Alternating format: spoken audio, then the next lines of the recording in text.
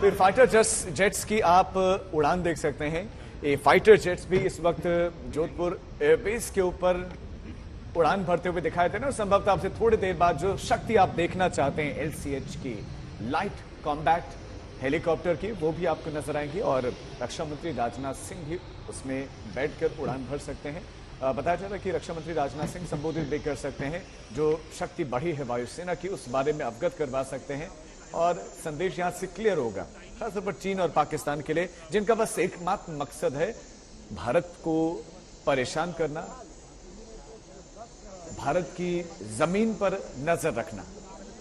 लेकिन आंख दिखाने वालों के लिए ये LCH है। और एक खास बात है राजीव, देखिए 1999 में याद होगा आपको जो कारगिल युद्ध हुआ, उस दौरान सेना को अधिक ऊंचाई वाले स्थान पर हमला करने वाले हेलीकॉप्टरों की बहुत कमी महसूस हुई थी और उसी दौर में ऐसे हेलीकॉप्टर होते तो सेना पहाड़ों की चोटी पर बैठी पाक सेना के बंकरों को उड़ा सकती थी। इस कमी को दूर करने के लिए ये बीड़ा उठाया गया। एक्सपर्ट्स ने और हिंदुस्तान एरोनॉटिक्स लिमिटेड यानी HAL परिसर ने इसका निर्माण करने की चुनौती दी। सेना एयरफोर्स की आवश्यकताओं के अनुरूप डिजाइन तैयार किया गया और इस प्रोजेक्ट पर काम शुरू हुआ। 22 साल का लंबा इंतजार राजीव हमें हुआ और 22 साल के बाद हमारा वो सपना अब पूरा होने को है। ये ऐतिहासिक लम्हा है, ऐतिहासिक घड़ी है जो आज ही पूरा हो रहा है। इतनी साल की मेहनत के बाद एयरफोर्स को HCL यानी हल्का लड़ाकू विमान आज मिलने जा रहा है। खास बात देखिए ये भी है कि नवरात्रि की अष्टमी के दिन ये एयरफोर्स के बेड़े में शामिल हो रहा है। बिल्कुल, ये पल खास है। एक और बहुत दिलचस्प बात यह है कि हाल में भारत ने अमेरिका से एडवांस अटैक हेलीकॉप्टर अपाचे खरीदे थे और जब कारगिल में सियाचिन की चोटियों पर इनकी टेक ऑफ हुई या लैंडिंग हुई तो उसमें थोड़ी सी प्रॉब्लम्स, दिक्कतें पेश आई। तो ऐसे में ये जो लाइट कॉम्पैक्ट हेलीकॉप्टर है तो ये हल्का है, इसका वजन कम है और खास रोटर्स होने के चलते ये इन ऊंचाइयों पर किसी भी मिशन को आराम से अंजाम दे सकता है। और तस्वीरें आप देख रहे हैं क्योंकि थल सेना को भी 5 LCH मिलने वाले हैं। वायुसेना के बेड़े में 10 LCH शामिल होंगे। हालांकि किसी भी एक स्क्वाड्रन में 17 से 20 जो है जो विमान है या जो हेलीकॉप्टर्स हैं वो होते हैं, लेकिन अभी वायुसेना के पास 10 जाएंगे तो 5 थल सेना के पास जाएंगे। और राजीव सवाल ये उठ रहा था कि आखिरकार ये आज जोधपुर को ही क्यों चुना गया है, इसको लेकर भी सवाल उठ रहे थे। लेकिन क्योंकि देखिए सियासत अलग, लेकिन यहाँ इसके पीछे की वजह LCH के जोधपुर सिलेक्शन के पीछे कई कारण हैं। सबसे प्रमुख कारण लेकिन इसमें पाकिस्तान बॉर्डर, अमेरिका निर्मित लड़ाकू हेलीकॉप्टर अपाचे की यूनिट कश्मीर क्षेत्र में पठानकोट में तैनात है। इस साल जून में सेना को मिले जो लड़ाकू हेलीकॉप्टर है उसकी यूनिट को अगले साल की शुरुआत में बेंगलुरु से चीन बॉर्डर के पास तैनात कर दिया गया था और ऐसे में पश्चिमी सीमा यानी राजस्थान पर लड़ाकू हेलीकॉप्टर की कमी महसूस हो रही थी। इधर जोधपुर सबसे पुराना एयरबेस है। फिर तय किया गया कि LCH की पहली स्क्वाड्रन जोधपुर में ही तैनात की जाएगी और इसीलिए जोधपुर को चुना गया है और यहाँ पर ये कार्यक्रम रखा गया है जिसमें शिरकत करने के लिए आप तस्वीरों में देख रहे हैं राजनाथ सिंह वहां पर मौजूद हैं। राजस्थान में स्क्वाड्रन मिलने के बाद आप समझिए कि अपाचे और LCH दोनों बॉर्डर को आसानी से कवर कर सकेंगे और इसीलिए आज इसकी तैनाती भी कह सकते हैं यहीं से होगी इसकी शुरुआत, इसीलिए ये जोधपुर चुना गया। राजीव, अर्पिता आपने बताया कि क्यों जोधपुर एयरबेस को चुना गया।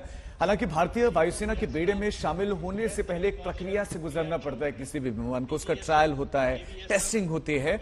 और LCH की बात करें तो इन हेलीकॉप्टर्स का जो ट्रायल है वो रेगिस्तान में भी हुआ है, राजस्थान के रेगिस्तान में भी हुआ है, तो ऊंची चोटियों पर भी, सियाचिन तक पे हुआ है जिसकी अच्छी खासी हाइट है और हाईएस्ट बैटल ग्राउंड है, वहां पर भी इसकी टेस्टिंग हुई और दोनों जगहों पर ये कारगर और कामयाब साबित हुआ है। यही वजह है कि ये बेड़े में शामिल हो रहा है। जो इसका फ्यूल कंजम्पशन है, जो फ्यूल खर्च होता है तुलनात्मक कम होता है। इसके वजन की वजह से इसमें हथियार लगे हुए हैं तो ये इसे आधुनिक बनाता है और ज्यादा घातक मारक बनाता है। और आज औपचारिक तौर पर वायुसेना में शामिल हो रहा है LCH, तस्वीरें आप देख रहे हैं। और हालांकि LAC पर इसका ज्यादा इस्तेमाल करने की कोशिशें होंगी क्योंकि वहां पर हमारे सामने बड़ा खतरा है चीन। बिल्कुल, और इसीलिए सबसे अच्छी बात जिस तरीके से स्वदेशी ताकत बढ़ाने की कोशिशें न सिर्फ हुई, हम 22 साल के बाद आज वो सपना हमारे सामने साकार हो रहा है। और ये कैसे तैयार हुआ, 22 साल के सफर को भी जरा जल्दी से समझ लेते हैं। 2004 में पहली बार सेना को बताया कि अपने यूटिलिटी हेलीकॉप्टर ध्रुव के फ्रेम पर हल्का लड़ाकू हेलीकॉप्टर बनाने पर काम कर रहा है। 2006 में HAL ने पहली बार सार्वजनिक रूप से घोषणा की थी कि वो हल्का लड़ाकू हेलीकॉप्टर बनाने जा रही है और इस घोषणा के बाद विदेश से ऐसे हेलीकॉप्टर खरीदने की अपनी योजना को सीमित कर दिया गया था। 2008 में इसके प्रोटोटाइप यानी मॉडल की पहली सफल उड़ान के बाद HAL ने घोषणा ये की कि हमने HCH बनाने की दिशा में आधा रास्ता तय कर दिया है।